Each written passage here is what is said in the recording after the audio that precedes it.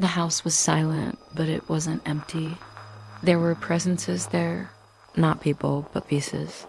Fragments of me, scattered through the rooms, clinging to the walls, trapped in the corners where I had hidden so many times.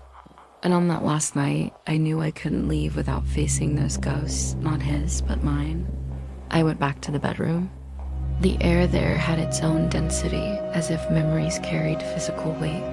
The door creaked as I opened it, a sound that for years had meant the beginning of some threat. But that night, the creak sounded like an announcement.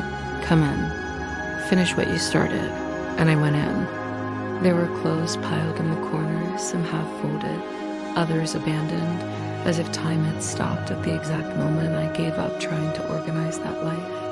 I looked at the chair beside the bed, the chair that for years had accumulated clothes, exhaustion, and unspoken anguish. How many times had I sat there just to breathe, waiting for him to calm down? How many times had I cried with my head on my knees, trying to figure out where I had lost the shine of my own existence? I touched the fabric of one of the garments, cold, stiff, forgotten, and it felt like touching a version of myself frozen in time. I stepped closer to the wardrobe, the familiar smell mix of an old perfume I had stopped wearing, and the suffocating scent of the house escaped as I opened the door. Inside, among crooked hangers and clothes that no longer fit me, I found something I wasn't looking for, but that had always been there. A small box, its lid faded. The box where I once stored who I used to be. I sat on the edge of the bed and placed it on my lap. My hands trembled, not with fear of him, but fear of myself. Fear of what I would find inside. Fear of facing the woman I had abandoned in order to survive. I opened it slowly. The first thing I saw was a letter, my handwriting, my voice, my pain from years ago. I had written it the night I first thought about leaving. If you can still read this, there is still hope in you. My chest tightened. It was as if that version of me had crossed time to meet me there, on that final night.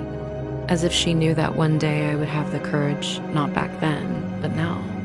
I kept searching through the box. I found a single earring, the other one he had broken during an argument. I found a torn photograph, a note I had written and never delivered. And finally, an old key. The key to my parents' old house. The key to the life I left behind when I thought I had found love. I closed my hand around it. It was small, but it felt incredibly heavy. And for the first time that night, I cried. Not a desperate cry. Not a silent one, but a clean cry. A cry that felt like it was washing my chest. A cry that said, I came back for you. I didn't leave you behind. I closed the box, but this time I didn't leave it there. I placed it inside my bag. I was taking with me the parts that deserved to continue and leaving behind the ones that needed to die in that house. When I stood up, I noticed something in the mirror. My reflection looked different, not just more present older, as if the woman I once was finally meeting the woman I had become. I left the bedroom and walked into the hallway. The floor creaked beneath my feet, and each creak seemed to bring a memory to the surface. The first time he raised his voice. The first time he apologized like someone offering scraps. The first time I felt real fear. The first time I thought about leaving. The first time I convinced myself to stay. And there, in that narrow hallway, I faced all those ghosts, not to relive them, but to bury them. Their weight was real. Their smell lingered on the walls. Their sound was embedded in the air, but none of them had power over me anymore. In the living room, the dimness felt deeper now. The wind pushed harder through the cracks, as if impatient calling me, guiding me. It was as if the night itself were saying, go, you've already faced everything you needed to face in here. I walked toward the door once more. Fear tried to step in, of course it did. Fear always tries. Fear always plays its final card. But something inside me answered, not today. And that's when I realized the ghosts of a house don't disappear when you run from them. They disappear when you look at them and say, you no longer define who I am. and I said it without opening my mouth.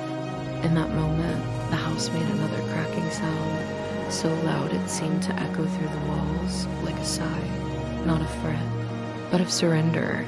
I no longer belonged there, and it knew it.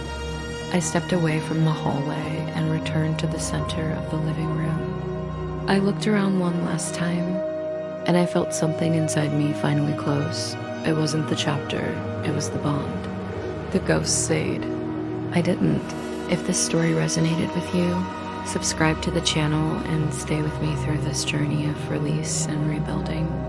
And don't miss the *** next video in the next section or the next series, ***, where the final step is taken and a new life begins beyond this door.